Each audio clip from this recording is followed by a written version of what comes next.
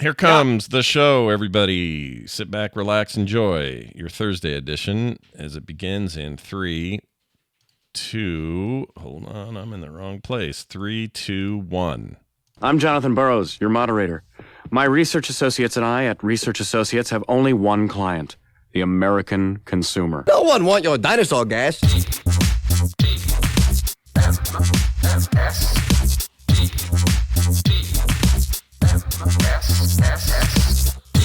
The Morning Stream. We're not toys, we're action figures.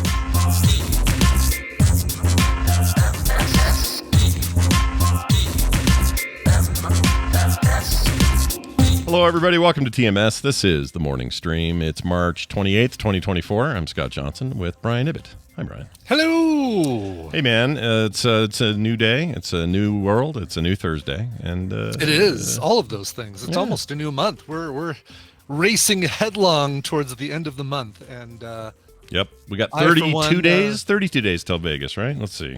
31 days until Vegas. Oh, shit. Yeah. 31 days, 8 hours, 38 minutes, and 5 seconds as of this reading. There you go. Yep. It's now 2 seconds. Now 1 second. Oh my gosh, 37 minutes. Oh shit. Oh shit. Yeah. It's coming fast, you guys. So It is. It is. yeah, get in there. In the process, the arcade machine printed yesterday. I'm gonna do a little sanding, a little painting, Nice. a little applying of some stickers, and a little shellacking. Nice. Give it a nice shellacking. Remind me, do you print those stickers there? You just do it yourself, right? You have a color I printer. print the stickers here. I have a laser, an inkjet color printer that, and some vinyl labels or vinyl paper. I guess it's not vinyl. It's like that it's weather much resistant more durable sticker paper. Yeah, yeah. exactly. Yeah. And I put that on there. Well, the reason I asked, Carter and I are thinking about getting this jointly. There's like this $600 color printer that is like, the work I've seen come out of it is stunningly good. Like, wow, like I can't believe you can do that without going to a proper printer, like press ready looking stuff. And I never, but I don't. I feel like buying a printer, a good printer where that's your goal is good quality output. I feel like it's a landmine. I don't know who to talk to. I don't know who to get advice from. Like, I don't know who has one, like, what do I do? I'm not the person to ask. I mean, the question is, with the stuff that you guys make, like, does it do die cut too, or does it just, so like, let's say you say, let's make a sheet of stickers. Are you then going to be spending more time cutting out stickers than it would be if you sent it to Sticker Giant, for example? Well, in this case, it would be mostly prints. Just prints. Yeah, it'd be Just mostly prints. And in that case, I guess we just, you do 5 up or whatever and then cut them. Right, do one of those chunk cutters, yeah. Yeah. And the inkjet printers are not what they used to be, right? People think inkjet and they think bzz, bzz, bzz, and they think crap, but they're different now. Yeah. Like, they're really high resolution, really high. Really high. I can't think of the word I'm trying to say. High quality. High quality. Yeah. No, I think that's printer 600, but how much is the ink and how long will the ink last before you have to replace it? Those are all things you gotta. Yeah. But all of them are more expensive to keep getting ink for, right? That's just the deal now. You buy a cheaper printer and then you pay. Give them the razor for free, but charge them for the blades. Hate it. Yeah. Yeah. And I know it's been a thing forever. I know, HP kind of started doing it in the 90s. It's not like this is new, but still annoys me. It's really, I mean, if you think about it, it's like, I guess they could do the same thing and say, all right, well, we're going to charge you buku bucks for the printer now, and then we'll reduce the price of the ink. How do you like that? And yeah. Be like, I think I liked it the other way better. Yeah, I preferred it the other way. HP.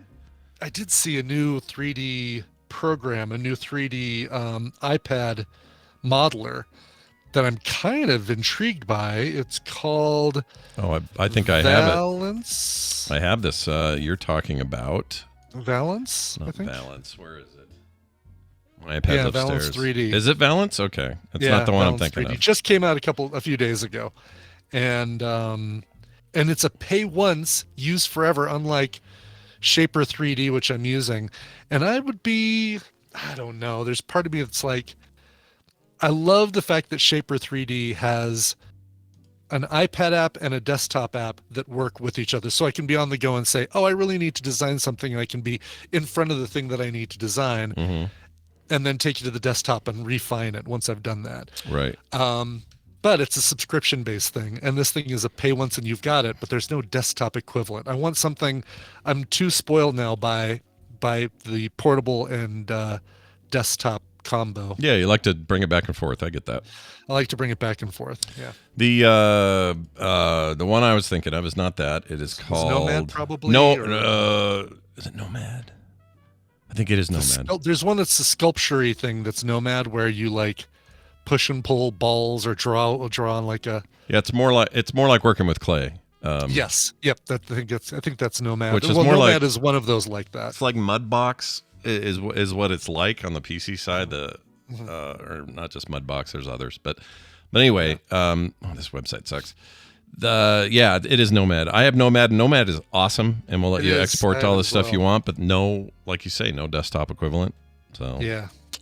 The nice thing about Procreate from a 2D artist standpoint is that I can export to any format, including PSD. So if I need to retain layers and all that, I just send a PSD to my computer, and then I can open that in whatever, Photoshop, Affinity Photo, whatever. Yeah. But yeah, 3D, the 3D thing is usually going to pay a subscription. So anyway, I'm very curious too. Usually. Balance 3D, everybody, it's called. Balance 3D, $29.99. It says designed for iPad, not verified for Mac OS, but it might be one of those that I could use. Oh, you could try it, sure. Interesting. This says go to the Mac store. Is that right? Hold on. Yeah, it's the App Store is what it pulled up for me. Oh, you know what? Oh no, you're right. You're right. Not verified, but it might work. It might work. Yeah. It's interesting. Well, if you end up doing it, let me know. It's cheap, $30. That's not bad. $30, and it's a pay once, no subscription. It's very tempting. I like that. And you work with. It looks easier to work with than other things that I've seen in this space, where you can start with.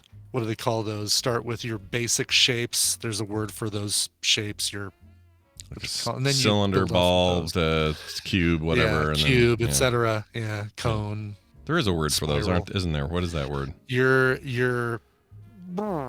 start with your. Exactly. It's an old term. It goes way back to the 3D Studio Mac. Primitives. Frick. Of course. Yeah, and just as I'm looking, I scrolled right to the page where it says tons of completely customizable built-in primitive shapes like plane, arc, cone, Squircle. Squircle. Yeah. There's a Squircle. Yeah. It's my favorite Pokemon. It's a rounded like your iPad I'm sorry, your Mac Studio is kind of a Squircle. Yeah, it is a little bit of a Squircle. Rounded edge, if you look at it that way. Rounded cube, yeah, kind of. Like two minis stacked together. Kind of ugly. Yeah. Anyway, well, that's cool. Hey, is this normal? So I had to go to a pharmacy, pick up some meds, and I go there with Kim, and it's also a grocery store. It's a place called Smith's. Locals will. Smith's. Yeah. Probably have Smith's there. Kroger owns them now, so they're probably spreading. We have the King Soopers equivalent. Like King Soopers is our equivalent to Smith's. Gotcha. Are they owned by Kroger also? So they're all Kroger. Yeah, they're all freaking Kroger, dude. Big grocery. Kroger. Well, I don't know. You guys don't have Safeway out though, right? We used to. Don't have them anymore. Okay. Yeah, there was talk of merging Kroger and whatever the companies that own Safeway, and it would just basically be this grocery monopoly here in town. Yeah, they're huge. Like the actual Krogers I used to go to in the South, I used to think they were quaint and small and no big deal, and now they own everybody. It's crazy. Mm-hmm. Well, anyway, we're in this place, and we go over to the thing, and we hand a lady the order. There's a lady there, the pharmacist lady. Right, your prescription. Yep. Yeah, we hand him that, and she goes, "Whoa." Like that. Now, I haven't had that since that. I've never seen anyone need this much Viagra. Right, wow. Right. It was a weird thing to say, and I have not had that happen since I was a little kid, and I had that pee test I did. I think I've told the story that I did a pee test, handed the cup to the lady, and she said, "Whoa." And I never had an explanation for that, and now I don't have them for this. What does she mean? It's like a real basic stuff. It could just be that the doctor's handwriting was so bad. It's like, whoa, like how am I supposed to read this kind of thing? Remember we've talked with, well, was it handwritten or was it printed? It was printed, but it did have his signature. So maybe that was, maybe she was, or her signature. It's not a him. Maybe, or it was price was really cheap. I can't imagine somebody looking at any medication and going, whoa, like we never get the lockbox out. We finally have somebody who needs this pill that we never thought we'd have to give anybody before. Yeah, and also she didn't like call people over to go, dude, you got to see it. Like it wasn't like one of those moments at all, as far as I know.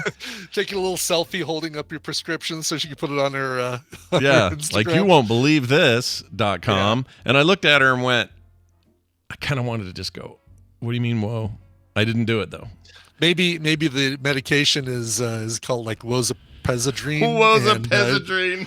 And she was just calling it by its street name of whoa. Yeah, they just call it whoa if you know. Hey, you need a little. You need some crack? No, I don't think so. You want some meth? No. Wozapezadrine. You need some whoa? Some Wozapezadrine. I got a pocket of whoa here. Do you have Do you have Woe Zero though? Yeah, I need Woe Zero. I'm off the sugar. But yeah, it's just a weird thing, and I never asked, and it was fine in the end. And she says, well, I'm very impressed because you know the names of the things you need, because I had to rattle those off. Oh. And she goes, that's very impressive. Most people don't do that. Anyway, have a great day. I'm like, please tell me why you said whoa. Explain I would have said, I think I would have just said, whoa. Like after she said it, like, whoa.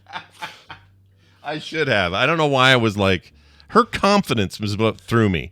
She had like, sometimes you see somebody at like a customer service point job of any kind, and they just exude, they're on a whole other level of confidence. Yeah. They're not intimidated by you. They've seen a million of you. They don't care about any of that. They have a job to do. And if I was a jerk, they'd blow it off. Like they just have a level of like security in what they're doing. And she was that. She just seemed so, whoa. Well, anyway, like, I don't know. She was stopping an invisible horse is what she was doing. Yeah, I guess so. I don't know, man. She came over to the counter. Whoa. Yeah, I'll take care of that for you. Oh, that'd be amazing. She have a little guy behind her clapping coconuts together and all that. Can I tell you my favorite part, though, of the thing in our notes? Yep. Is that you spelled woe correctly. I see so many people like on TikTok and other social media who spell it WOAH. Yeah, I hate that. Oh my God! I know that one's annoying. Grinds my gears. And I get called out on it. I'm such a spelling. And jerk. if I type that in if I type it this way, WHOA, and I put it in stuff, people come after me and try to correct me that it's the other way, and I'm like, no. Oh really? It's like it's not the other way. It's this way. It will always be WHOA to me, and you cannot convince me otherwise. Yes. All right. I know it's WHOA because whoa HOA. Don't give me any crap. For my purple garage door. My weeds don't extend to my neighbor's yard. What are you saying? That's right. These are my weeds, and they're on my side of the property. There's only one thing worse than HOAs, and that's HOA Narcs. I posted about this yesterday.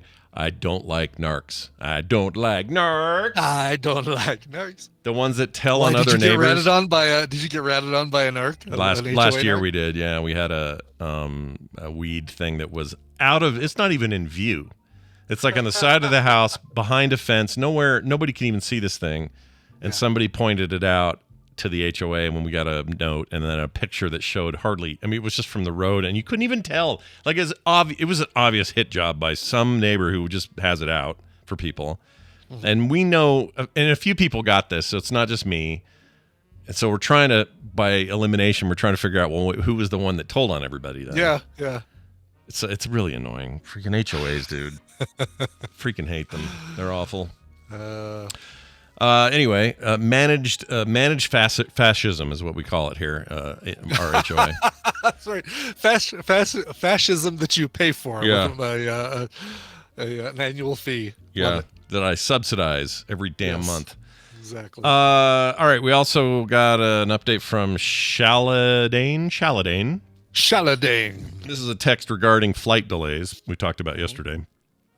It says this, hey, Stilgar and Baron HarKOnan. HarKOnan. HarKOnan, sure. I thought you liked that movie, Scott. I do love that movie. You know what, though? That movie, those movies are the first ones I feel like that reminded me or told me that I've been saying it wrong. Because when I read the books, I hear HarKOnan. Listen, the initial movie, the David Lynch deal, told us HarKOnan, and I've been thinking HarKOnan ever since then. And so when they start saying, the Harkonnens are coming, it's like, oh, HarKOnan? And I'm okay with it change. I just didn't know. But it's hard for me to change my, 30 years since I read the book or whatever memory. Yeah. So it's hard for me. So every time I hear it, I'm like, oh, yeah, right, HarKOnan. And also, Shaladane, why do you encourage this? Yeah. Why? Or is your name pronounced Shaladin? Shaladin. Yeah, Shaladin. I'm also pretty sure somebody in part 2 said HarKOnan. And I couldn't tell you who. Okay. I need to get the movie and have it digitally so I can rewatch it a million times to tell you. But somebody somewhere says it. I think it'd be a great scene, a great deleted scene in the movie where, Paul and somebody else are saying, "How was it? Is it pronounced HarKOnan or is it HarKOnan?" Because I've always been pronouncing it HarKOnan. That'd be amazing. No, dude, it's HarKOnan. Yeah. Like yeah. You want to piss off the book people? Have a scene like that where they're like, exactly. Oh, they'd be so mad. It's not Atreides. It's Atreides, man. Atreides. Atreides. My name is Paul Atreides. Amazing. Anyway, he says, hey, Stilgar and Baron HarKOnan. Just listened to episode 2622, and I was trying to fly out of Atlanta to SFO this morning, and my flight got canceled because the windshield got cracked. I'm still mid-journey, but overall delayed 6 hours. Flying kind of sucks right now, says. God, no kidding. Oh, yeah. Atlanta to SFO. That's got to be like a four and a half hour minimum. Jeez. Yeah. And now your windshield got cracked? Dude. Most of the country is a flyover state at that point. Yeah. It's a lot, but yeah, these delays blow, dude. Oh, that totally sucks. And delayed 6 hours. That blows. To have to wait at the airport... Oh man, 6 hours. Do you go home and come back? I think I might. If I was there, if that's where I lived, yes. Yeah, I would. I'm not hanging out at that airport for that long. No way. Yeah, I think I would too. It's a 45-minute drive back home, so I think I would do the same thing. I go but home. You gotta, 4 hours. You gotta home. worry that they're like, oh, we actually got new hardware. Okay, we're taking off in an hour. Oh yeah, or we switch planes, or a new plane came in, or something. Exactly. Yeah, I didn't think of that. Ugh. That's still annoying. You don't want to be in your hometown for 6 hours in a place you don't want to be. No. Gross. They should really put a movie theater, a multiplex in more airports. Yep, free tickets for Dune Part 2. Anybody who wants in. And allow you to come in mid-movie and then stay until the beginning of the next showing to see what you missed. That's right. Oh, shout outs, by the way, on the topic of this, shout out to Bobby, or I don't know if Bobby Ann was there or not, but Barry sent me a text yesterday and said, I'm about to go into our second viewing of Dune 2 and I thought of you. I'm like, man, I haven't even been able to see my second viewing of Dune 2 yet. Oh, I know. It's all right. Are you going to try? You're probably not going to see it a second time in theaters. I'll probably try. I may try I don't know, like a IMAX attempt or something. Oh, yeah, there you go. Before it leaves. But if not, it's fine. I am pining for digital, though, because I'll watch that 50 million times over. Of course. And I've seen the first movie twice since this new one came out. So wow. And I really believe this. I think I said it the day after when we talked about it. I really do think the first movie is dramatically enhanced by the second half in so much that really it's a 6 hour movie that just needs to be seen like that. It's so good. I agree. Oh, it's so good. It's like Endgame and Infinity War. You want to see them back to back. Yes, it is. I think of those movies as a combo and not as two individual movies. Yeah, and they're awesome. They were awesome on their own when we had to wait a year. It was fine. Yes. It's just now that they're complete, it's like, you got to go for the whole shebang. Just do the whole, eat the whole sandwich in one sitting. That's right. So good. All right. Thank you for that. 801-471-0462. Big thanks going out to Mike Pachalik, who sent Brian and I body pillows. Yes. Oh my God. Body pillows. I didn't know it had a little cover in there, stuffed in there. Yeah, a little. Thank God, because it's not. There you can't always get a body pillow sized pillowcase. It's kind of They're not super, like, you got to go your coals and dig deep for. Yeah, I don't know where you go in that long, but it's in there, which is nice. And then what's cool, you told me this, but it's very densely packed. It's like a little hard packed little tube. Yeah, it's a little compressed dense burrito, and you cut that plastic, and this thing goes. Yeah. Like a throat singer from Dune Part 2. Yeah. But no, it expands out like those snakes you'd got by for 4th of July when you were a kid and put them on the thing. Yeah. It was like that, and I was like, this is going to be awesome. The only complaint, it's super comfortable, fluffed right up, slept great with it, used as directed, just was I had one of the better night's sleeps this week because of it. Yeah, so, ditto. So thank you for that. The only complaint I have, they don't make these long enough. This isn't a mic problem. Oh, really? This is just my gosh. It's so I'm too tall for anything anymore. Yeah. And this thing is like just about that much too short. I want it to go from foot, truly body, right? Foot to head. I have to. Though? So Why I have does to. It need to be? I don't know. I just like the idea of wrapping my legs around it, and just getting in there. All right. Now the only other thing they're missing: no Spice Girl or no Furiosa face. I know. Well, I'm in the process of getting some iron-on Baby Spice patches for the front. So I'm glad you said that because I was going to ask you which Spice Girl gets pillow treatment. So now we know. I think Sporty is the most talented singer of the Spice Girls, but if we're playing Mary Kill. Which we're not. We're not. We don't play that game. But if we were, Baby Ginger Posh is how that game would go. Baby Ginger Posh. That's the order. Baby Ginger Posh. Yeah, that'd be. I mean, there's only an order. Oh, I see.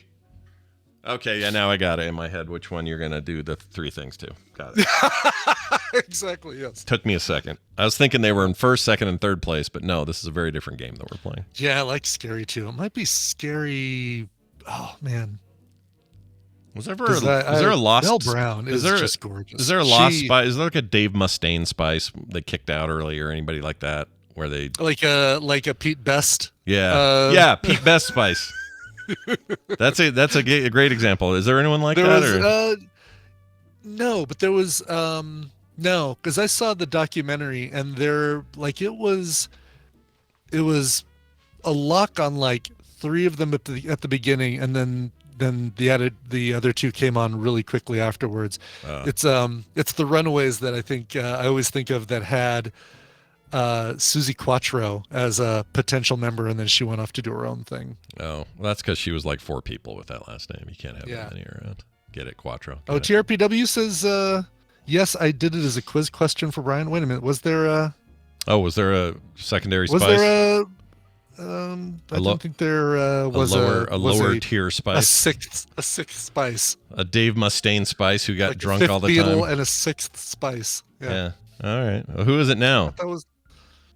Oh, Squishy, that's an old joke. They're all Old Spice now. Madonna was a member, and they called her Old Spice.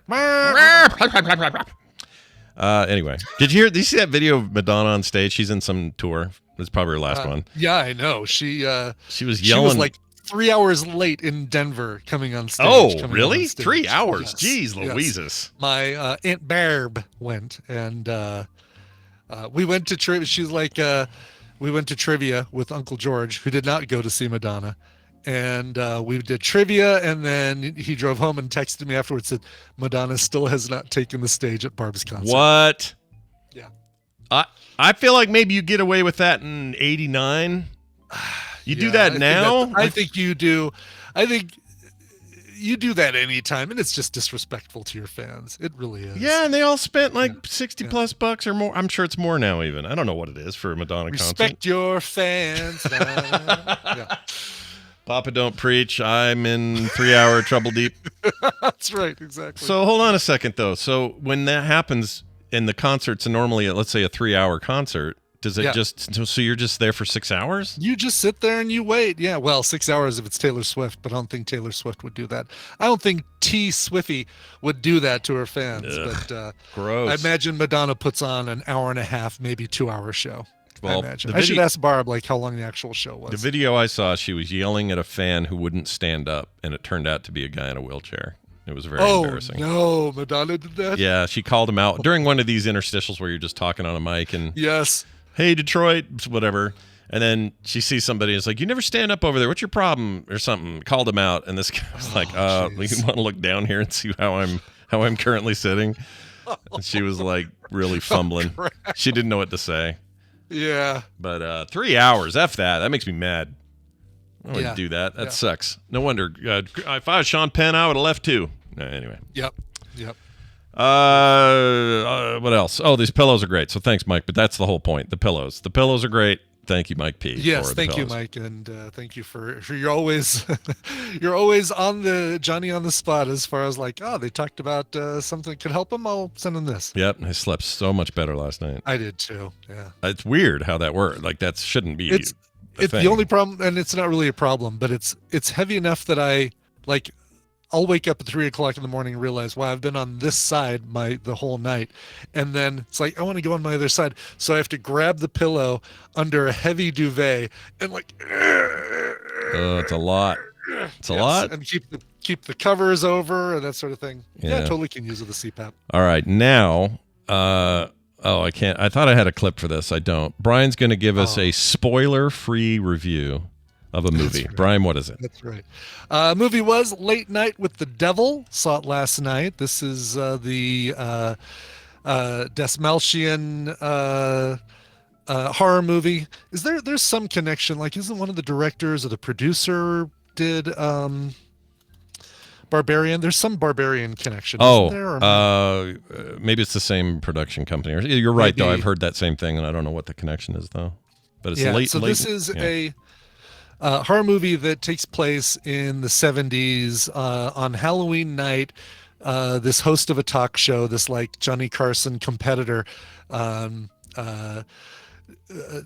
all these guests on. One of the guests is an exorcist, or really a paranormal psychologist who has or parapsychologist who brings on a subject. Her subject is this little girl who is possessed by a demon called Mr. Wriggles.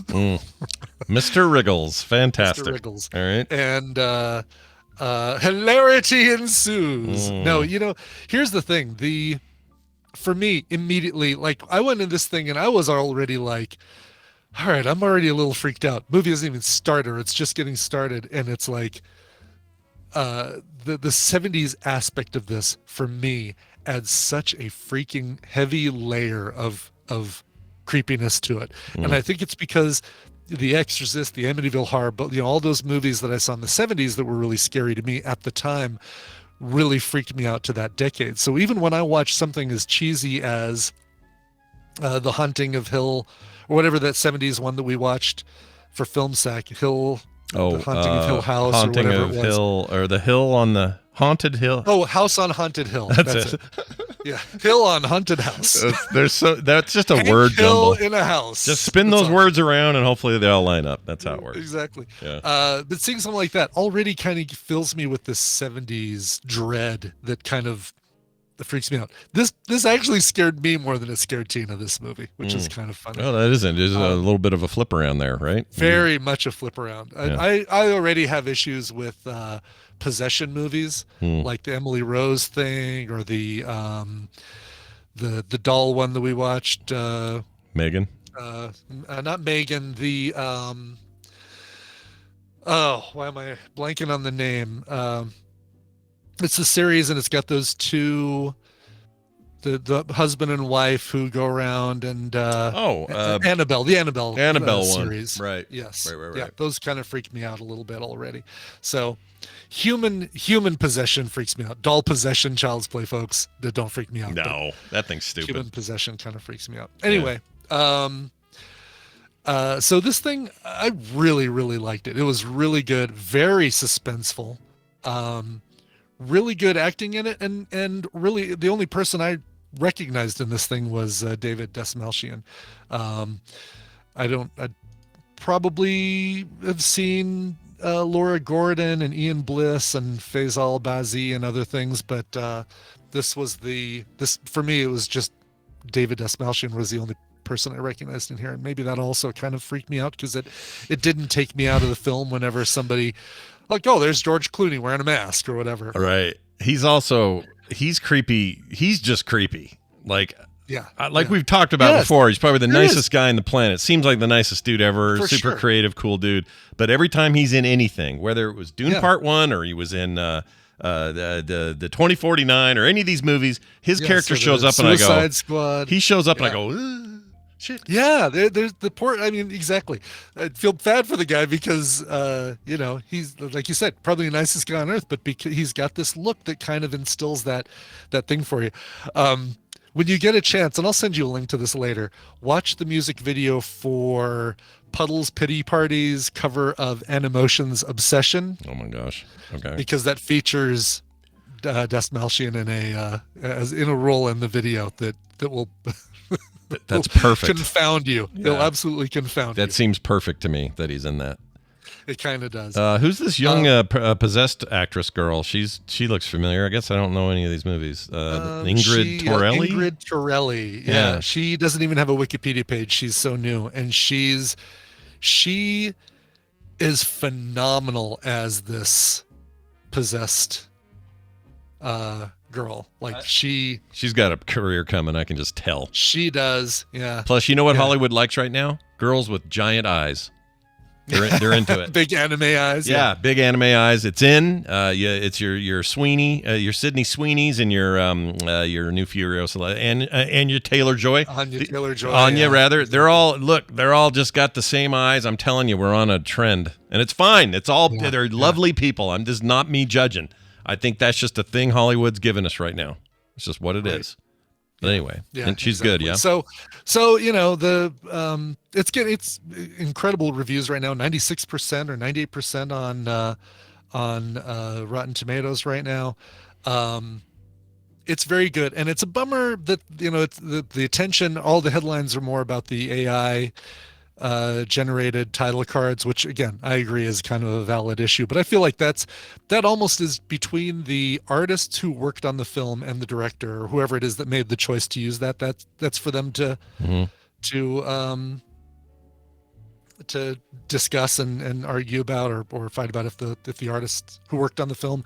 The film has an incredible artistic style because of the 70s aspect, but they nailed it. Every single thing about the frickin' Mike Douglas show or Dinah Shore, all that kind of feel of that, that weird burnt orange carpeting and chairs and stuff. Yeah, like that look is both authentic and exaggerated when I see screens. Yeah. And that's hard to do. Like I look at his backgrounds and I see his huge wide tie and that ugly brown, like that Atari kind of color combo. Yes, the stripes that go up the walls and stuff. And like they really nail it.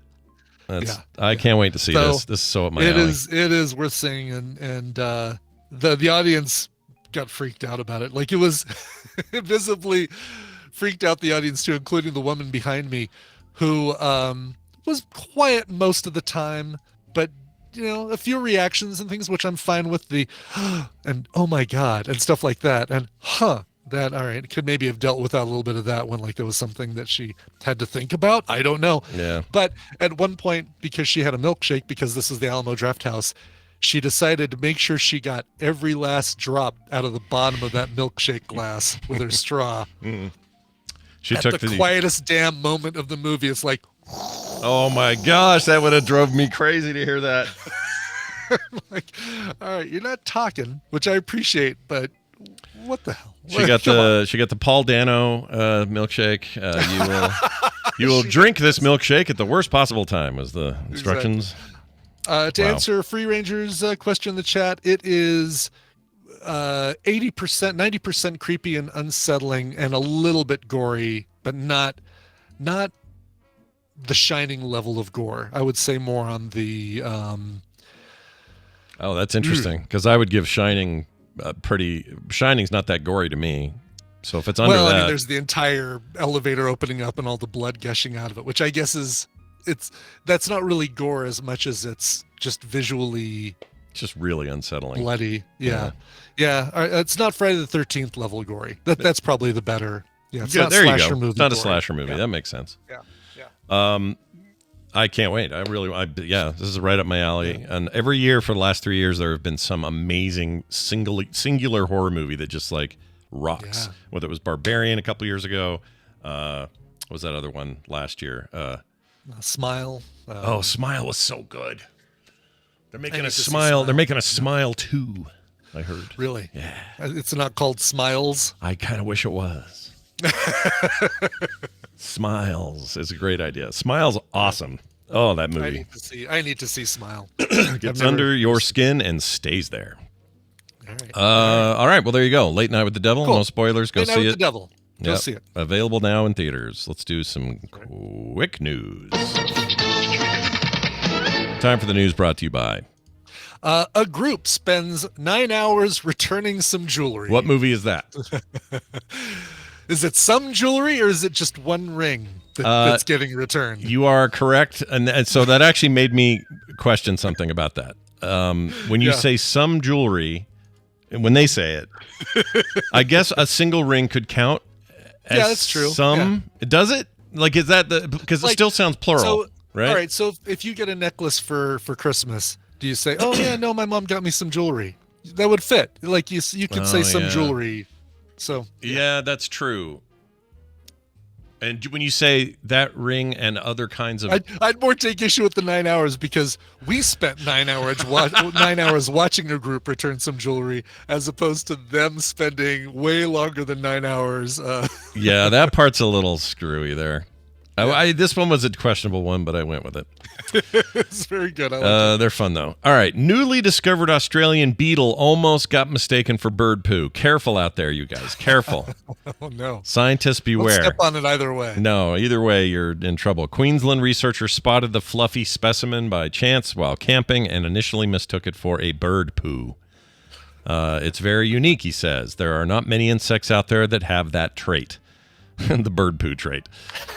Sends James Tweed. He told the BBC. James Tweed. What a great name.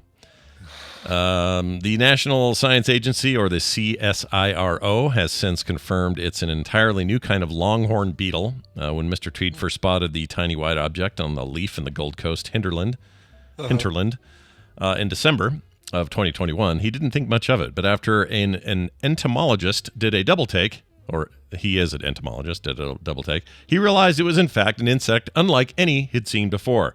A lot of their hairs stand basically straight upright, and so it gives it a bit of a mohawk type look, says Mr. Tweed. Cool. Here's a picture. I was hoping this thing would be like, it's a white beetle that has a little black center. Yeah, that's what you right. Yeah, like a bird poo. Like a bird poo, like what you think of when you think of a bird poo. Yeah, that's it. Chat, look at him. That's boy, that is not something I would say bird poo. I'd say, oh no, who pulled off that weird tarantula's extra 2 legs? Yeah, because look at a big long dangly bit. Hair is on it. Little like it.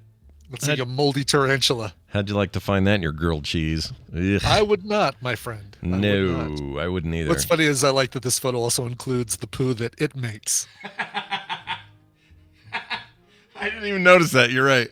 I assume that's what that is. I don't know. I think so. Yeah, those don't look like smaller bugs. Those look like its poo. It says it's only 1 centimeter long, so I'm trying to get some scale here. Centimeters so about 10 that. millimeters. Yeah, that's pretty small. Yeah, about like that. Yeah. Yep, exactly. Well, don't inhale. I guess I don't know what you do with these. Let's move on to this story. Definitely check your grilled cheese. Yeah, always check your grilled cheese. That's just a good way of thinking. A boy, age 11, arrested after being stopped by police driving a BMW towing caravan on M1. This is a terrible headline, but I'll explain. Yeah. It's British. Yeah. Oh, no, I guess it's Canadian. It's Canadian, yeah. 11-year-old boy was found by police behind the wheel of a BMW who was towing a suspected stolen caravan on the M1. That's a highway there. North Yorkshire police. Is this Britain? Maybe it is. All right, so it came from Canadian Yahoo, but that's North Yorkshire would say UK to me. They still love the Queen up there. And the term caravan, I mean, that's, you're pulling a motorhome behind a deal. Yeah, when you say caravan, I think they mean like a camper type thing, right? Yeah, that's what they mean. Yeah. Yeah, like I assume so. It's not like a 15 and cars. the M1 is definitely in the UK. Yeah, that's totally what this is. So this is what it is. It's Canadians, Canadian news, but reporting on the they UK. still Amazing how they do still that. bend the knee to the queen, or now the king. Sorry. So I get it. Anyway, they found this kid. It was around 3:30 p.m. on a Thursday, and let's see. Officer said they were able to track the BMW, which is now allegedly using cloned registration plates traveling down the A1. I like the names of freeway. We should change ours. Like I-15, that's boring. I want like M1, A1. I think I like the way our highways are named because you instantly know. You have an idea when you hear the highway, whether it's a north-south highway and whereabouts in the country it is, because it's, it starts on the east coast and moves west for higher numbers and starts south and moves north. Yes. Is that how it works? I didn't know that. Yeah. Okay. So like, the I-30 is further south than I-70, which, bisects Denver. So the I-9. And odd numbers are your north-south highways, even numbers for your east-west highways. Oh, that isn't bad. Okay, maybe we're good at it. We're better and then at this. spurs off of them. So no, I'm sorry, it goes west to east because it's the 5, but then you've got the 105, the 405, the other things that spur off of the 5. I'll tell you what we suck at. Multiple states with Martin Luther King Jr. drives and roads and things. Like you can't have 4 of those in the same city. You're throwing people off. I go down to Mississippi. It's like, where do you need to go? Go up Martin Luther King Boulevard, then turn left on Martin Luther King Circle, and then make sure you're on MLK. Okay, Main Street. Okay, Broadway. I like Main and State. Those make sense. But if it's all Martin Luther King and they're not a grid, what are we doing to ourselves? Racist. At least here in Utah. I have an announcement to make. Kidding. Of course I'm kidding. Of course. But here, like in Utah, we're gridded. It's actually really smart the way we gridded it all out, and it's simple. Oh, yeah. Just like go to. You've got the weirdest numbering system there. It seems weird, but once you see, if you look at an overhead view of it, and you go, "Oh, okay, 104th is 104 streets south." Yeah. Like we have numbered streets as well that do that, but yours seem to go into like the 10,000s, and that's too much number to remember. It's a lot. Like, yeah. Oh, yeah. No, he's at the corner of 6,3,272,000, and Well, we do them on evens, so it's like, or not evens, but they're never like multiple. So it's like 114th is 104. It's 4 or 140. Wait. Is that 1,400 streets? Oh, really easy to understand. Well, all you ever have to say is 90th. Oh, I'll meet you on 90th and State, or I'll meet you on 9th and 9th, or yeah. And even though 9th and 9th is actually 900, 900. I do like that. I like the numbering system because when I look at an address, if it's on a numbered street, it's like, oh, I know exactly where that is. Here, you've got to remember, oh, okay, well, no, we've got our range of streets, our north-south streets that are president last names. We got our north-south streets that are names of Native American tribes. We've got, our, and it's so hard to remember the clusters of those. Yeah, it so can be tricky. I do like. Yes. I wonder if Lyft and Uber drivers like what they prefer. Once you get used to an area, you probably don't care because it's just you're used to an area. I would prefer the numbering system, both north and south and east and west. But does that not get confusing? Do you have your, what is it, avenues or so we avenues have or east west? Oh no, it's really by the size the size of the street, whether it's a boulevard, a street, an avenue. So we have everything that's north. So we have these dividers where everything west of State Street, I believe. Yeah. Everything west of State is like 9th West, 5th West. So we put a little west on there. If it's east of that street, it's 3rd East, 5th East, 10th East, whatever. So that's your divider. Okay. And then when you get to north, we have a similar divider. So we have like North Temple, and then after that you have all these different something north, something northeast, whatever. So it's a lot. So it's all based on like north, south, east, west, and it's all State Street is like the divider. So if you're on State, you go east, now you're on 100 east, 200 east, 300 east, or 2nd east, 3rd east, 4th east, like that. It's just numbers out to the mountains that way, and then west numbers out to the mountains that way. They're not negative numbers; they're just W and an E on there every time. We do, and we have a lot. We have that north. Like you start north so our center point of the city, as far as streets go, is Broadway and Ellsworth. That is 00. Right. And you do anything cool there? They have like a statue or anything cool, or No, not that I know of. They have it's about a block away. They have a Voodoo Donuts. Oh, all right. Which if you look at a donut, it looks like a 00. Yeah, it's perfect. That's perfect. It's definitely not intentional. I love that. But you go north from there, and you've got First Street, Second Street, all the way up to whatever, 196th Street or whatever. So that's great. Sure. But then you go south from there, and it's street names. It's your Ellsworth and Bellevue and Arapahoe and stuff like that, which you have to remember. At least with the names of the streets, we do them alphabetical order. So, it's like, okay, well, if this is Stewart, next is Tennyson, Utica, Vrain, and your alphabet in the famous people's last name section or the Native American section or the presidential section. Yeah. Well, and I guess we have names too, but even when we have names, it also has the little numbers in there. So it'll say, if the street's like, oh really, Wonder Bar Road or whatever, I can't think of one. But let's say that's the name of it. There'll also be like a little 104th South on there. Okay, all right. So it's pretty simple. We get the numbers. We just get 1,000 listing underneath it that says, Sheridan North South, big bisecting, or one of our major roads is 5,000. Right. Wadsworth is 6,400. And I get it. So if you know those and you get an east-west number, then okay, that's going to be between Federal and Wadsworth. It's so funny how every state's got their own little nomenclature for this stuff. It really is. And in the South, y'all are effed in every state I've been in the South. They're so screwed up. That's where you find all those Martin Luther King Drive. Yeah. We have a Martin Luther King Boulevard as well, and that's yeah. That's we have one. We have one too, but it's like I say, it's an easy one to convert to numbers, right? Like yours. Martin Luther King Boulevard here would be 23rd Street, 23rd Avenue North. I think that replaced our 23rd Street. There you go.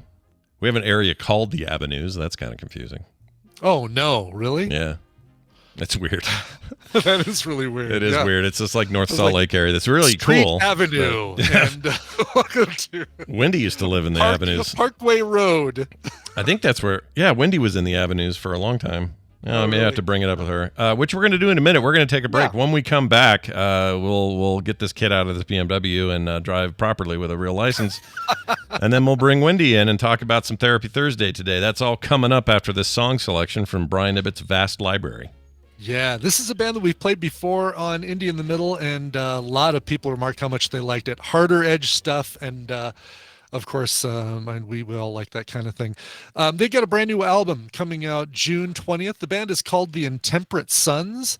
That album, their current album, let's see. Okay. How would you translate this? Control 8, the name of the song. The newest track from the Intemperate Sons LP, Dark Days Night. Oh, gotcha. The song is available on all major platforms. The album is set to release on June 20th. Holy cow, you got some time to wait. Yeah. 3 whole months to wait for this one. Control 8 is the name of the song. The Intemperate Sons is the name of the band. That's all you need to know. Go check this out. All right, here you go. We'll be right back. Soccer was invented by European ladies to keep them busy while their husbands did the cooking. All right, that's enough.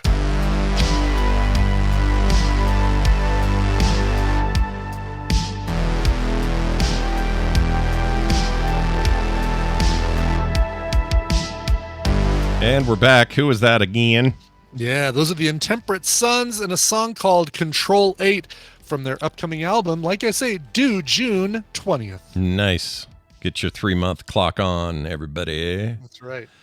We're going to call my sister Wendi, and that's how you pronounce it. It's the proper pronunciation of Wendi.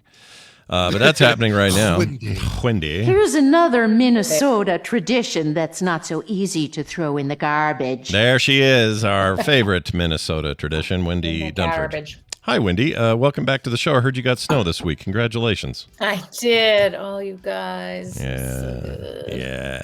Did you I'm such a weirdo. People are like not happy. I am so happy about it. Oh, they're not happy that you got snow? I thought it was, it's a built-in knee-jerk response to snow in March. You're like, no. But people are like, ugh. And I'm like, me and every kid on the block we're so happy. Yeah. Are you out there making snowmen? You doing any fun snow things? Do you like to make a snowman when it gets we did this thing, and this is what I love about where I live is that I have some very old neighbors to the right, and then some just retired neighbors to the left, and then a family with young kids across the street and a couple up the street. And whenever stuff like this happens, like the power just went out for a minute this morning, we're all like, what happened? We're like a super block. Anyway, everyone just came out with their snowblowers and shovels, and kids, because we had a snow day, which we shouldn't have. It was not that bad, but it was definitely like magic, so it was fun. Anyway, we talked about this. Party. Did we ever talk about this? I never had a snow day in school, not one. And my kids had them. I think you had them. I definitely had one. I know we had Misha more had snow them in 1993 than like ever. Yeah, and I was out of it then. So prior to that, the 80s when I was in high school, nothing. I mean, we had snow, but we never had a snow day. It pissed me off. Never had that experience. I'm so sorry. I know. That's a child. It feels like a kid's prerogative. Dream. Yeah, so much cartoons. Should have just one snow day is all I ask. I never had a damn Should we do it for him now, everybody? Let's make it snow, and then Scott gets to stay home. Get a snow day. Stay home and do exactly what he does now. Yeah. All the time. Yeah, now that's no fun now, because now I'm here. Exactly. It's like, what am I staying away from? Every day's a snow day. Yeah, that's lame. Well, anyway, it's good to have you back, and it's my sister Wendi. She is a real therapist, comes on Thursdays and helps people with their problems, and we're going to do that again today. Wendi, 31 days until Las Vegas. Ooh. I'm excited to see you there. You and Misha. It'll be fun. Having sisters around. That's never a bad thing. Never a bad thing. No. So I'm looking forward to that. We are going to just dive right in. You found us an email this time. We were a little short on them. And by the way, folks, time for if you're going through some stuff, if you've got questions, you want to be anonymous, that's totally cool too, because we definitely don't say your names. Even if you don't ask us not to say your names, we won't use your names. So don't feel nervous about doing this. themorningstream@gmail.com is the place to send your questions for Wendi. Let's do this one. We'll just dive right in. Anything you want to say before I read it, or are we good? No, yeah. All right, here we go. Hi, Wendi and the boys. Hey, Brian, that's us.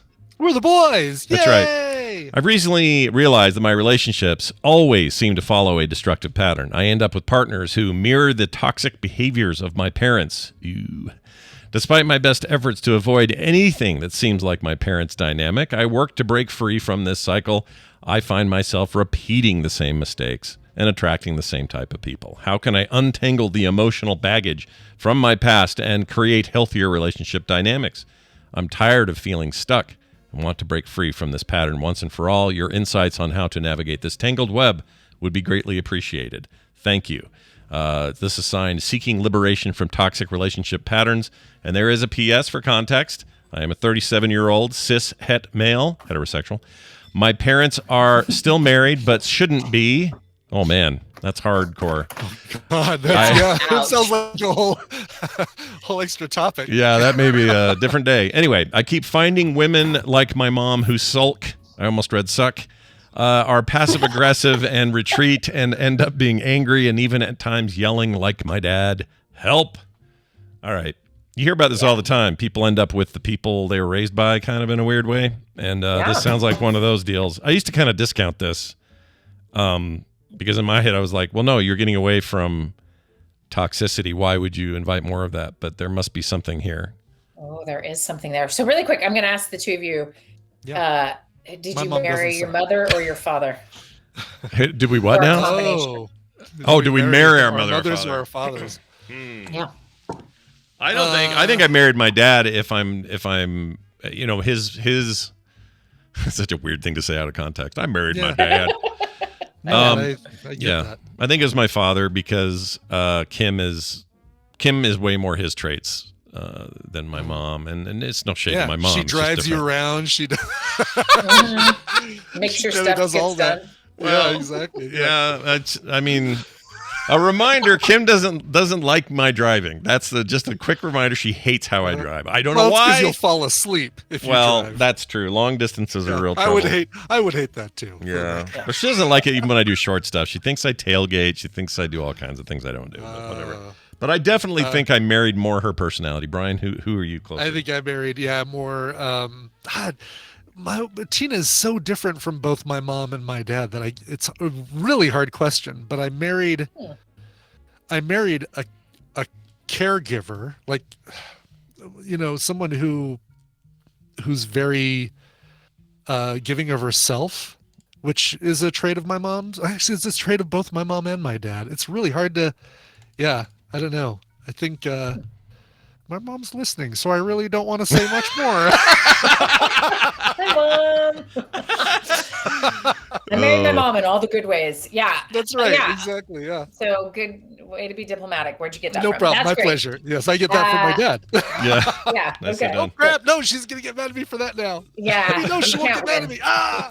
I'll interrupt you so you can stop burying Thank yourself. you, please. Okay, so and here's what the reason I'm even starting with that question, and this email is alluding to this idea of like, I don't want to be in my parents' relationship, and here I keep having relationships. I wish they put how many of these have happened, but it sounds like enough that you're mad about it, and you wrote in, and you're 37, so you've been through a few. Yeah.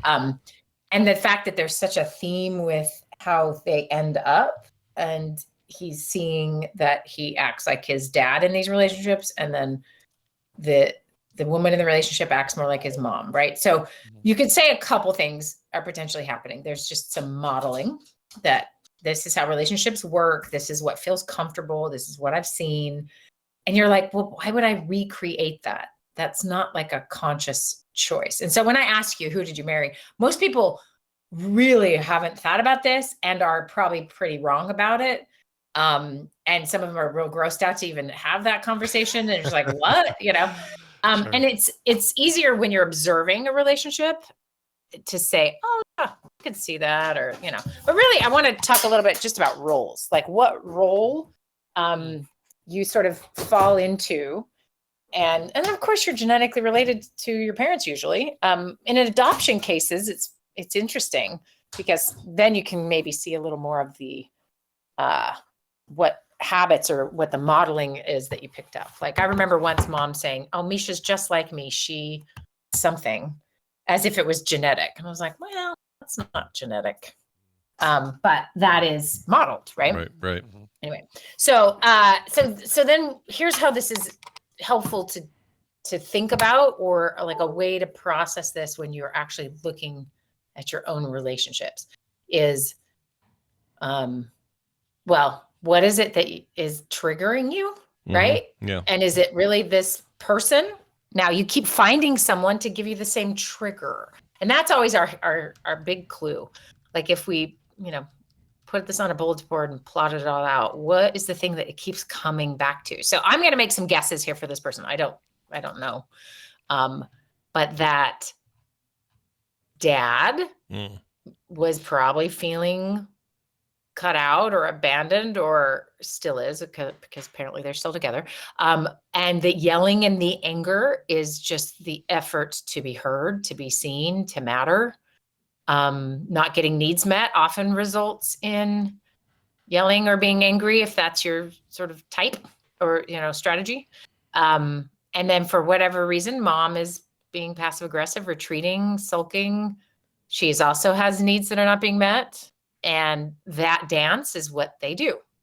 So you watch that dance for a long time, and then you meet someone and you're like, they're different. they're all the things I need. And really what you find out is that your original unmet needs, or your original wounds, or your original sort of stuff comes from your interaction with your parents. And not even just that they showed you how they interacted, but also maybe your own. So I'm going to make a guess that mom does not only behave this way with her partner. There might also be just, this is the strategy she uses to handle all relationships, including raising a kid. you know.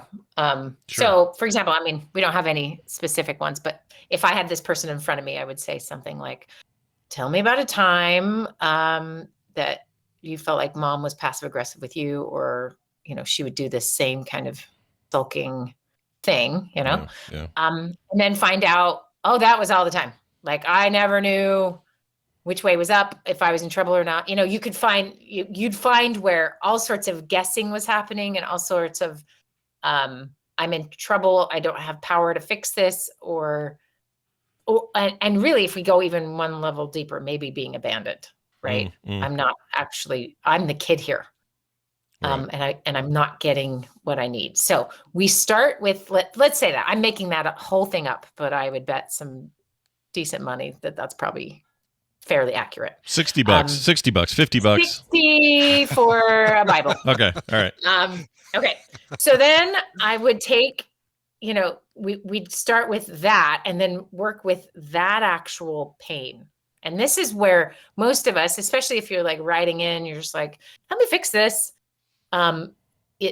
You want the quick answer of like, well, set a boundary and then don't do this. And then next time you are dating someone, ask them, are they passive aggressive and sulky?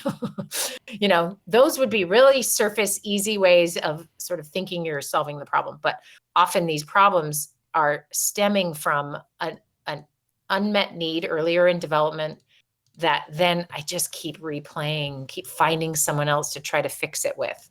And so that is not an uncommon pattern. And so when you're old enough, you're now 37, you've had a bunch of these relationships end in similar ways. You can see it. Like, this is really an insightful email. This is somebody who's already gotten half the battle, right? And wants to be liberated from doing this again. They didn't mention if they'd done any therapy or not before, but just really figuring out how, like, if your first words here, my parents are still married, but they shouldn't be. Yeah. You've got feelings that Yeah. maybe are, maybe need some exploration. And I know it's, you know, cliche that you can go and talk about your parents in therapy, but there is a reason that keeps happening, or it needs to happen often, is sometimes there's origins to some of this there that you can work through and gain insight in and heal from, that make all the other things so much easier. You're not acting out of that same spot.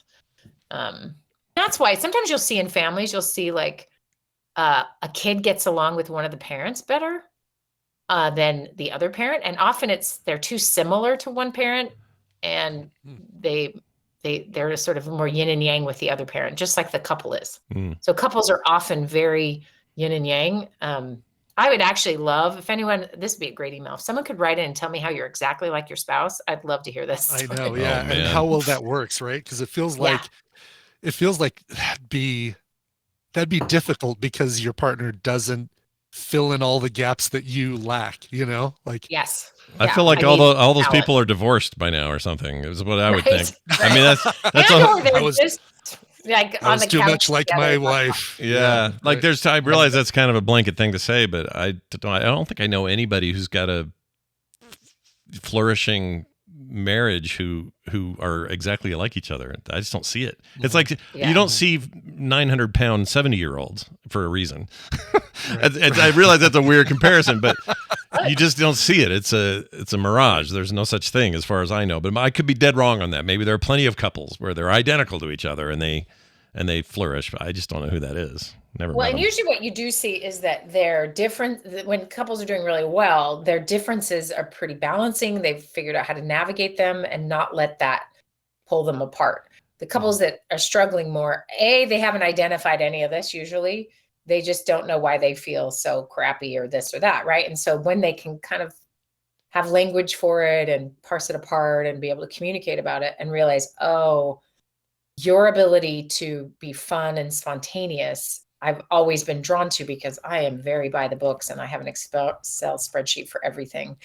And our conflict is coming because those two things are going to rub each other wrong throughout a lifetime together. However, the bills will get paid and we'll still do a fun vacation because the two of us bring that energy together. But navigating it it's tricky. And you could look at your workplaces, you could work at extended family, you could look at any group of people that you're around and see some of these same dynamics.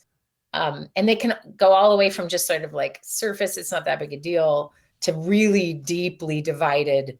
We do this so differently, and it means chaos. So one specific case that pops in my head is one partner has neurodivergence or is ADHD or maybe high functioning autism or something, that there's just a really different brain going on. Those can be the trickiest ones because it's not just we're different, let's hug it out. It's I need to fundamentally understand that the partner I'm with is not capable of doing this thing I'm demanding of them. So often where the deep conflict comes is, if you love me, you'll change and be this other person. Or if you really cared about this relationship, you would pick up those socks, and that other person is like, I don't know there's socks there. I don't see those socks. And now I just get in trouble, and I'm in a shame spiral, and it gets all convoluted. So really working specifically with how each other is and our own families of origin, it's a miracle any of us make this work, to be honest. Yeah, it's crazy. How much does proximity play a role in this? And let me try to explain it. So these parents that have this toxic relationship and doesn't seem to change that pattern, and he's worried this pattern is, part of him now. Yeah. Do those patterns always emerge from just the regularity of you're just with this person every day? It's routine. And the routine, because the routine gets so rarely broken, you don't even know that you've carved these ruts that you walk in. You know what I'm trying to say? Like, it just feels like it's all based on. You don't recognize it anymore. Yeah, you don't even see it. You don't even know that you did it. And and then how do you do that? How do you stop and go, oh my gosh, look at the rut we've carved. Crap, we got to climb out of this before we can't climb out of it. Like I know 90-year-olds, I'm not saying names, who have been in their same rut. They've been walking in their same rut for 100 years almost, and they don't know. Now the rut is the world. They're so down in there they can't climb out of that rut. Right. So I guess I don't know. I don't know if any of that makes sense. That's a great question, and it's the reality of, it's just so much easier to change direction or do different things when those ruts aren't very deep. But again, like, you don't get to. I say again, but you don't get to change anyone for them, right? So this guy can look at his parents and identify, and that's the thing. He can see it there. And that's the power of perspective. I can step back and see, oh, my parents are in this rut. They're never leaving each other because of 5 different reasons, but they're going to destroy each other the whole process through till they're dead. And I had a friend who used this quote, and I think it's really helpful. Framing, and she says, every marriage is a foreign country, and until you get invited in and learn the language and spend a heck of a lot of time there, you don't belong in someone else's marriage. And it's whatever you're seeing on the outside is not what it actually is. There's way more to it, right? So we can all think Italy looks lovely, but you're not in the culture. You don't understand it until you really, really get in there. And people have to be paid to do that. That is a couples counselor, and it is one of the hardest jobs in the world, because you're in a foreign country trying to negotiate peace. It's really tricky. And that is because it's ingrained, and the longer someone's together, or the longer people are doing their same patterns, the deeper those ruts go. So here is someone who's like, hey, I can see this, and I don't want that. And now I'm seeing in my own behavior and my own relationships. And this is maybe me guessing here, but there's a little bit of projecting on the woman that they're the bad guy more than he's the bad guy. And so some of it might be lack of personal insight. I was going to ask about that too. On someone else. Yeah, I was going to ask about that, because it does seem, it's impossible to know outside of an email, like all the details and everything, but it seems like he is definitely seeing it that way. I don't want to fault him for that, because I understand why he would see it that way. Right. But it's entirely possible that, and likely, that he is at least a part of that, if not a bigger, Yeah. and that's, him questioning this is a good step in that direction to acknowledge that or to find that. But, Right. And I would also argue, like, if you're blaming your mom and identify with your dad, then you're blaming these women and identifying with you're not the bad guy. You want to have somebody help check you on that and figure out what else is going on. You're probably responding to legitimate things, but then the cycle creates itself in such a way to keep you from really going there. Because again, and maybe I feel like I'm saying again because I've referenced this 1 million times, and I say it every day in my practice, is so much that's going on within us is protective. So this pattern is protective in some weird way, managing these certain feelings, it's protective, but it has a price. The consequence for that all that protection ultimately doesn't lead to the things that you want. And that's how we know, right? How do we know things are going well or not going well? Well, because we feel it and we know it. And then we start to look back and go, well, I want to do this differently, especially if it keeps repeating itself. So what are my defense mechanisms getting me? What is all my response, or even I'm attracted to this woman and I'm like, she's different. And then you could line up your buddies and they'd be like, no, same girl, just different name. Right. Like they can see it, you can't. And so the idea is to get more space, more insight, have somebody help guide you, because it's just hard to do it ourselves. It really is. Close to it. Yeah. Yeah. And like people will say, oh, Pete just looks like you. And I'm like, yeah, I guess. And then, no lie, there was a picture. I went to go visit Mark. Scott, did you know that? No. When'd you go? Yeah, it was really fun. We went for spring break. Oh, I didn't know and it was great. We had a great time, and it was just a couple of days. And we took a big family picture. Mom saw it, and with all of Mark's family, and thought, first of all, Pete's 12. I am not. Thought Pete was me. Whoa, hold on. And I was like, first of all, I get it. You're not seeing very well. However, I was like, yeah. And then I pulled up the picture and I was like, oh yeah, that could have been me at 12. Oh yeah. He's got long hair too, which helps to have all that hair. And you're not good at it yourself. Right. Someone else can see it, but you can't. Yeah. Here's the real test. Can Pete unlock your phone by looking at it? Oh, we've never tried that. You should try it. You need to try that. Give it a shot. See what the happens. phone would be like, "You're too young." Yeah. How did you take 40 years off your life? This is insane. Right. That's interesting. The last time, all you had to say was picture in Phoenix with Mark, and all I thought about was that photo of you in high school with all the I wish it was high school. The cactus all over you. Remember the cactus 7th accident? grade. Do you remember that cactus thing? That was interesting. Anyone from Arizona listening, you'll know what word's about to come out of my mouth, but I fell face first, body first into a jumping cholla. Yeah. It was really bad. We'd been in Phoenix for like 5 minutes, and I went to catch a football. It was going to be a glorious touchdown, and I landed right on a cactus. Oh God! Face first, and they jump when there's heat, so they'll get on animals and anything that passes. They'll jump from the bush onto you, and every spike has a fish hook.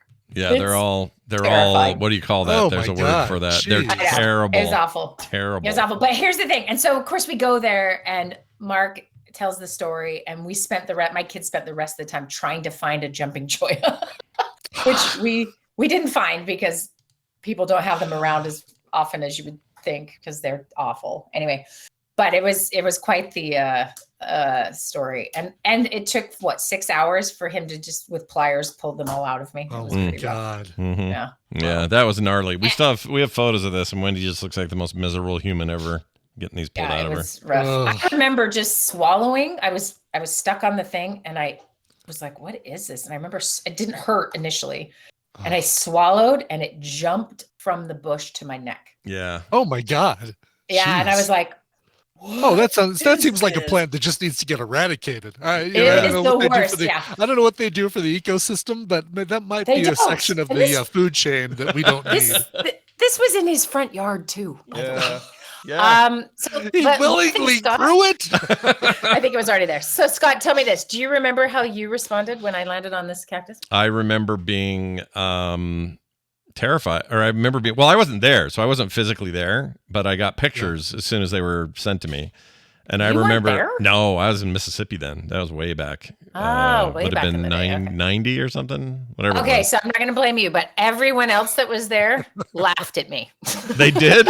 They laughed at you? No, I wasn't there to. You know what? If I'm going to be honest, though, I might have laughed if I was. You would have laughed because if you were not from Arizona, you wouldn't know what just happened. But everyone from Arizona ran and yelled for help, and everyone from anywhere else just laughed and laughed and laughed. Yeah, and Matt was there. I remember Matt threw the football too. Yeah, because Matt's a terrible throw. That's the thing that we need to remember. But secondly, I think we blame Matt. Yeah, let's blame Matt. He doesn't listen to the show, so he'll never know. But the point is, there's like they knew it was a man trap, a killer of people in Phoenix, and we didn't. I think our people, the Utah people, are like, what? It's just a cactus, big deal. She'll have a few little pokies, no big deal. Like, what's the worst we have up here in the summer? You get those, what do we call those? Goat horns? Oh, goat heads. Goat heads. We called them goat heads, but they were these little teeny buds that would fall off a certain plant. And if you drove over it with your bike, you're going to pop your bike's tire. There's just no way around it. But you get them in your shoes. And if you were outside and flip flops and one got under your thing, you might poke your foot and go, this is the worst thing ever. Then you go down there. There's a heat-seeking missile thing. Yeah. Like I remember being horrified by those photos because I could tell just how in agony you were. You looked like it was awful. Freaking miserable. It's very PTSD for me to see them. Also, Pete kept pointing to cactuses and saying, do you think it'd be worse to jump on that one? How about that one? Of course he did.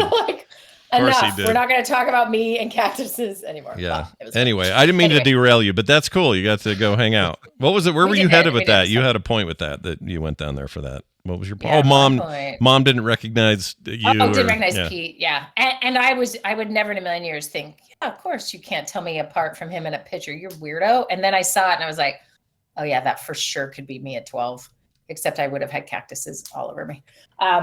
And that just lack of awareness, right? Like we have it's called focalism. You just can't fully see really well outside of your own purview about yourself. You can see it in other people. Like sometimes it's like that screaming experience where someone's saying something and like, can you hear what you're saying? Or do you see it? And we don't. We're not, there's levels of self-awareness. So think about someone, you're just like, whoa, they have no self-awareness. They're really hard to be around, right? Mm-hmm.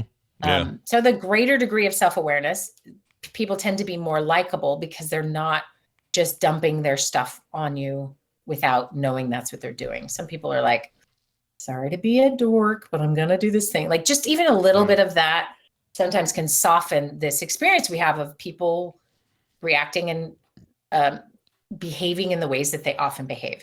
So we have this mom and dad doing their mom and dad thing, and they're pretty clueless. I have been around, maybe everyone has, especially older couples who are just kind of biting each other's heads off in public, and you're like, what's happening right now?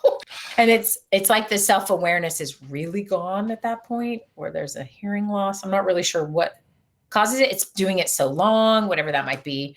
That's a perfect example of the more we're in a pattern, the longer we're in that pattern, the more we don't give a crap what other people think, is this combination of sort of seeing some of that go down. And you're like, I'm watching your dynamic live here at the Walmart. I don't want to. Yeah. But that is a kid's purview in their parents' relationship often.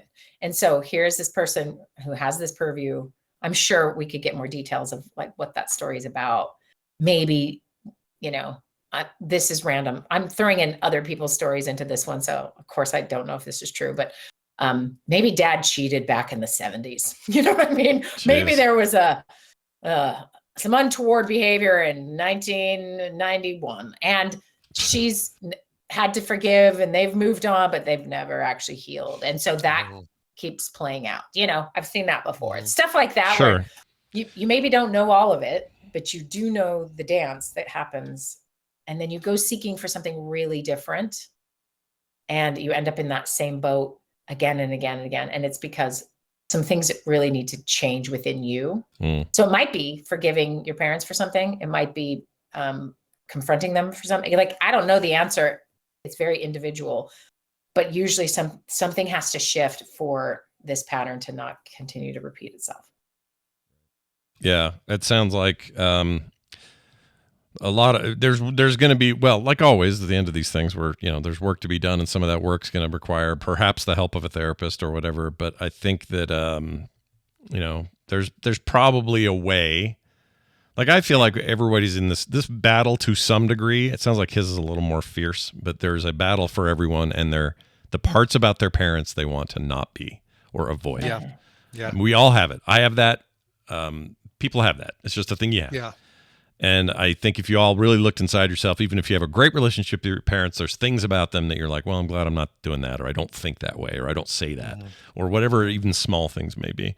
So I think you can get there. I just think he's just deeper, deeper, a little harder. Yeah, you may never get rid of them, but you can minimize them or something. Right, Yeah. right. Yeah. Well, and the cost keeps showing up.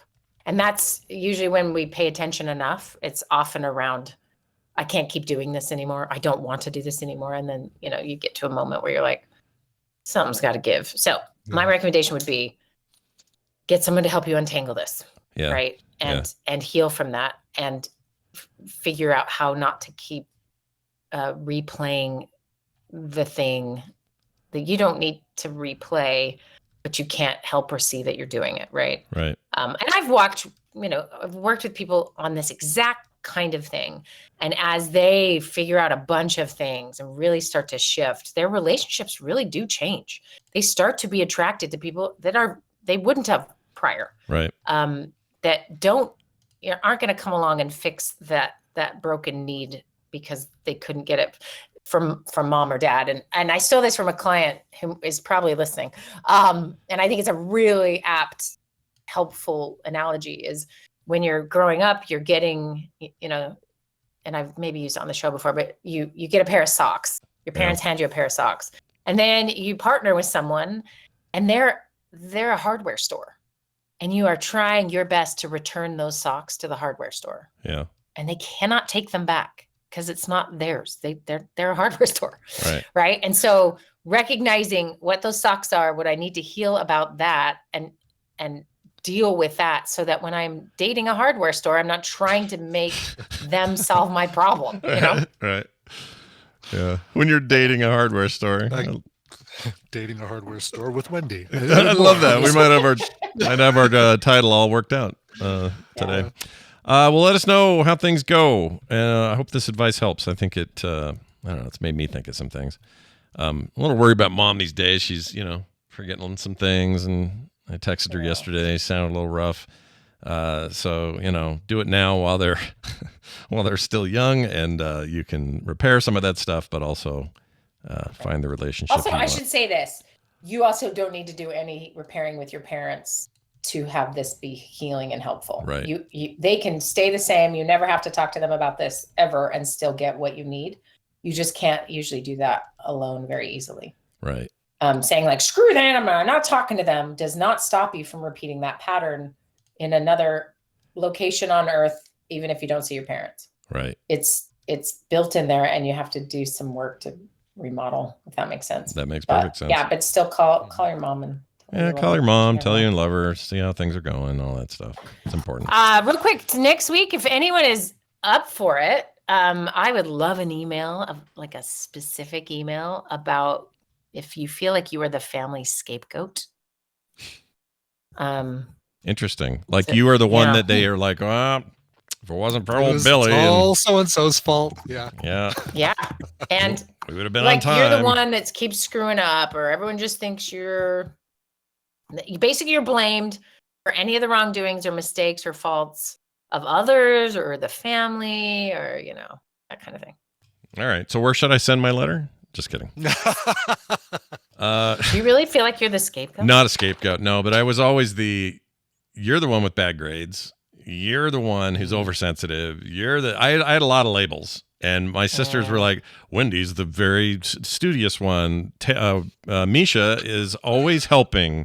Matt is so ingenuitive, or whatever the word was back in the day. Like, there was a lot of that going on. So the labels for me were like, well, he's the creative. He's the creative, sensitive one. You know, we don't know what he's gonna do. We don't know how it's gonna, like, a lot of that growing up. But it's not the same as, like, I didn't feel like I was a scapegoat. Like, there's problems. An example of, I mean, we could do a whole session on your label situation, but the example of like a scapegoat might be, you're going to be late for work and your roommate's car is blocking you in. So you blame being late on your roommate. They are the scapegoat. You were late anyway, right? Mm-hmm. And though you were, like, it's your problem, but then this thing comes in and now I can blame that. Right. So in a family, it would be something like there is real family dysfunction and historical this, or maybe there was abuse or neglect, or there's alcoholism or something going on. And the kid who's trying to tell the truth might be getting blamed because they're causing a disruption in the force. Like, they're always this or that, or they have too many feelings. Often it is a too many feeling kid, not the get along, make us all look good kid. That's usually not the one getting scapegoated, right? Right, so right. You're the scapegoat. I'm the good kid. Yeah. So send us your thing. Send us your. I know we'll have. It feels like either they are, or they have seen that dynamic with a sibling or an uncle. Who is the scapegoat in your family? And send us an email and we'll talk about. Yeah, themorningstream@gmail.com, and I will forward all of them to Wendi. Whether we talk about all of them in detail or not, I don't know, but we'll see them all. We'll read them all. Okay, so send them in. In the meantime, Wendi, I hope you have just an amazing week. Thank you so much. Yeah, and now that you know you can get confused for your son, I don't know, go get carded somewhere, or I don't know. I'm gonna go see if he can open my phone, because maybe he's been doing this for a while. I'm really curious now, actually. Yeah, maybe he's got. Did you actually give the email about where to send the scapegoat letter, by the way? Yeah, we did. themorningstream@gmail.com is where to send it. Cool. Yep. Cool. Our email address. All right. The red light email. Yeah, the red light email. Wendi, have a fantastic week. We'll see you next time. And don't forget, 31 days. Woo! Oh, my gosh. All right. See you later. Wow. All right. She's gone. Cool. I mean, not gone forever. Just gone for now. Let's move on. Yeah, that's right. We'd like to remind people on Thursdays what the rest of the weekend looks like for shows and stuff. And there's plenty of it. So let's talk first about Coverville today. What's going on? Yeah, coming up at noon, a little over an hour from now, Nick Lowe just celebrated his 75th birthday. You know him as the guy who, when he was a member of Brinsley Schwartz, the band that was named after another member of the band, did a song called Cruel to Be Kind that became a huge hit for him. Also, the writer of What's So Funny About Peace, Love, and Understanding, songs like Heart of the City, So It Goes, Love the Sound of Breaking Glass, All Men Are Liars, all that stuff. Great covers coming up of all those songs on today's Coverville, celebrating the 75th birthday of Mr. Nick Lowe. It's crazy that he's 75. Like, I think of him as a young dude. He's had white hair, though. He's like Steve Martin. He's had white hair for such a long time. Yeah. He's kind of looked a certain age for quite a while, and and then stayed at that certain age once he got there. Do you think Ernie Hudson touched Paul Rudd on the filmmaking of those Ghostbusters movies? Because he's 70. He's 78 years old. There's no way that guy is older than Bill Murray. It's just not possible. I don't get it. I don't understand it. Baby. I guess black don't crack. Black don't crack. I used to hear that and go, yeah. Always been on black. Blah blah blah. I love it. Keep it up. But the age thing, and like, what's his name? I can't think of anybody's name right now. But what's the deal? Why are you guys not aging? What magic? And it's not just Hollywood or plastic. That's not what Ernie Hudson is. No. The guy's amazing. I don't get it. For sure. Anyway, the best looking Ghostbuster, it turns out. Let's do this also tonight, 5 p.m. Mountain Time. Core. Some of you are like, wait, I thought it was at 4. No, it's only 4 during daylight, whatever the last daylight savings period was. Was that daylight savings or daylight? It was standard time. Standard time versus daylight savings time. Because Arizona doesn't fly with the rest of us. We had to change it to 4, but now it's back to 5. Right. Crazy. That's crazy. It's so stupid. We should all just get rid of it. But anyway, 5 p.m. tonight, Bo, me, John, lots to talk about, kind of post-GDC stuff. A bunch of new things happening. We'll be talking long and detailed about all of them over at the Core Podcast. That's 5 p.m. here at frogpants.tv. Guess the Connection tomorrow at 9 a.m. With Brian. Make sure you check that out. Yeah. 9 a.m. Yes. Yep. Couch Party 10 a.m. for patrons. That'll be Back Brian to and Firefly. I. That's right. We're going to tear through another episode of probably, 5, I think, is we're at, or 6 maybe? I think 5. 5 sounds right. I think we just did 4. That's right. Yeah. That's right. One episode, and then we go to and then it's a play date next week. That's right. Really stretching this single season out of Firefly. But anyway, be there if you can. If you're a patron, that'd be great. If you sign up today, you could be there. So it's up to you. Also, Play Retro that same day, 1:30 Mountain Time tomorrow. We will be talking all about the Asteroids series. Very excited about that, me and Dunaway. And then we'll probably play some UT 2K4 games after that, so stick around for a little play. And then Film Sack this weekend. I forgot what we're watching. What are we doing? Teen Wolf. Teen Wolf. Randy says. Teen Wolf. Teen Wolf comes out on Saturday this week because of the Easter holiday, so you can get it day early. Teen Wolf, don't look at what that dude in the bleachers is doing. All right. Don't pay any attention to that guy. Don't pay attention to that dude in the bleachers. We also have a winner for today's Congratulations sticker. If he's still in the chat, that is. And if he is, then raise your hand and let me know you're here. Az, I think is how you pronounce it, AAHZ. In our chat, you are the winner of a free, brand new Frog Pants logo dude playing on an NES controller sticker. It'll look good on a water bottle or a car or whatever.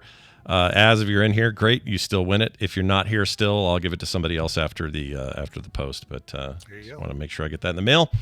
Nice. That is it for today's show. Frogpants.com/TMS for all your needs. You'll find everything there, so please go check that out. Brian, let's get out of here with a song. What do you have? I've got a song going out to a big friend of the show, Iceworm, Mike. Love hearing from this guy, and he does so much behind the scenes. He is forever been a contributor to TMS, and is along with Jeannie, kind of one of the unsung heroes in our community that does so much for the show. There's a lot of folks like that. I'm not going to just say it's just Jeannie and Iceworm. There are quite a few people like that. But Mike wrote in. He said, "Hello, Scott and Brian. This is Mike/Iceworm. I'm going to be going to my first Chevy Metal show tomorrow night. Chevy Metal is a cover band formed by Taylor Hawkins. Taylor was also known to cover Queen's Somebody to Love. I should mention, I don't think he said it in there, Taylor Hawkins, late drummer for Foo Fighters. Incredible musician. And by all accounts, the nicest guy in the world. I'd also like to give a shout out to Club 606, who arranged an amazing celebration for what would have been Taylor's 52nd birthday in Laguna Beach last month. It was an awesome experience. Thanks, and take care, homies. Signed, Mike." He sent me photos from that thing, and it looked like such a blast. And he sent me a photo of the list, the set list. And I'm like, oh my God, I would have loved to have seen this show. It looked like such an awesome set of covers on this thing. So I got to find myself a YouTube video. Speaking of YouTube videos, they never released it commercially, but they did cover Queen's Somebody to Love quite often. The version we're going to hear comes from Lollapalooza from 2022, featuring Taylor Hawkins on vocals and Dave Grohl jumping back behind the drum kit for this one. Here is Queen's Somebody to Love. Get more at frogpants.com.